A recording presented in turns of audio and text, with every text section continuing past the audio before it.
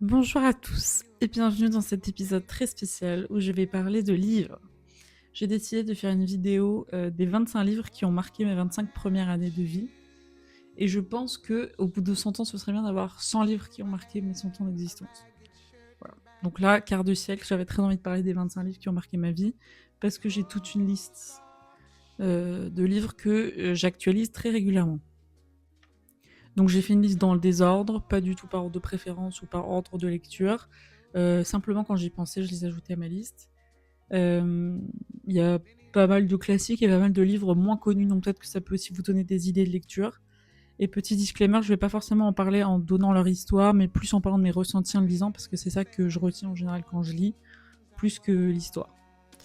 On commence très fort avec un livre que vous connaissez sans doute tous et que vous avez peut-être déjà lu aussi. J'ai nommé Le Petit Prince. Donc Le Petit Prince, écrit par Saint-Exupéry, qui est pour moi un monument de la littérature française, qui est sans doute la plus belle chose jamais écrite à mon sens dans la langue française, qui témoigne d'une maîtrise, mais pas possible, et d'un génie un génie littéraire et un génie de sensibilité qui n'a jamais été égalé à mon sens, qu'on peut relire vraiment des centaines de fois en découvrant toujours des nouvelles choses. C'est le genre de livre où on lit des phrases qui nous marquent à vie et qu'on retient encore par cœur. Par exemple, j'ai retenu une phrase où le narrateur parle du petit prince et il le tient dans ses bras et il dit je sentais battre son cœur comme celui d'un oiseau qui meurt. Et je trouve ça juste magnifique. C'est un livre qui est bourré d'images, de métaphores, de sens cachés, de symboliques, de sentiments hyper forts. Et je trouve qu'on pleure tout du long et c'est exactement ce que j'aime dans un livre. C'est vraiment juste sentir toutes les émotions possibles et imaginables me traverser pendant ma lecture. Et l'avantage, c'est que c'est un livre super court. Donc en fait, ça se lit dans un trajet de train. Et je trouve ça dingue en fait qu'on puisse lire un livre aussi court et ressentir autant de choses. C'est voilà, bref. Ensuite, un livre qui m'a énormément marqué aussi, qui m'a été conseillé par une amie qui se reconnaîtra si elle regarde cette vidéo, qui s'appelle En attendant Bojangles, qui est très difficile à décrire parce que c'est un livre qui repose à 100% sur sa fantaisie. C'est une famille très particulière, très colorée, mais avec un petit côté sombre. C'est vraiment ce que j'aime aussi, c'est la dualité entre le côté très gai, les couleurs, les balles, la danse, la musique, et en même temps des personnages qui sont complexes, qui sont torturés. Euh, on sent qu'il y a quelque chose qui se trame, qui est très sombre derrière. En fait, c'est pas écrit par un enfant.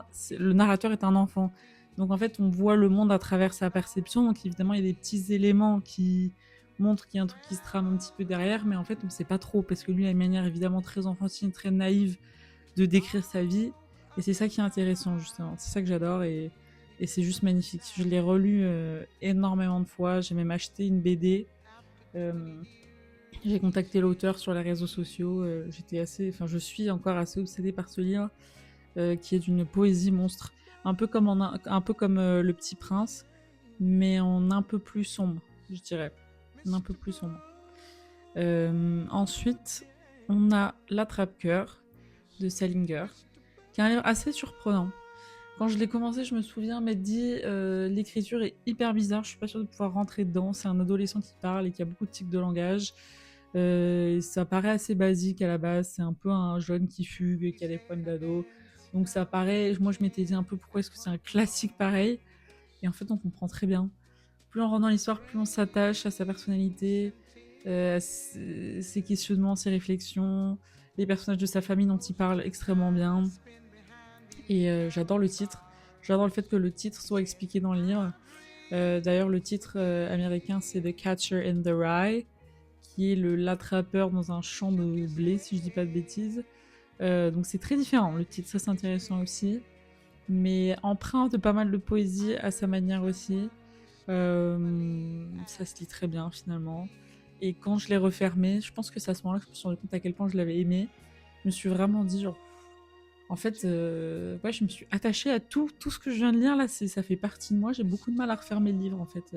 Et c'est pas parce que c'est magnifique, c'est pas parce que c'est hyper fort ou parce qu'il se passe plein de choses, etc. C'est vraiment un sentiment de familiarité quand on ferme le livre pour l'auteur, sa famille et les mots employés, je sais pas, c'est très bizarre. Donc je le recommande pour un peu la surprise que ça représente. Ensuite, pour le dernier livre de cette première partie, je vais parler de La vie devant soi de Gary. Par où commencer? Je sais qu'il y a plein de gens qui l'aiment pas parce qu'il est bourré de clichés et qui l'ont pas forcément compris parce que c'est assez particulier. Mais dès la première fois que je l'ai lu, je suis tombée absolument amoureuse des mots de Gary. Je crois que c'est le premier livre que j'ai lu de lui d'ailleurs. Et en fait, si je peux mettre un seul mot sur ce livre, c'est le mot amour. Il est question que de ça.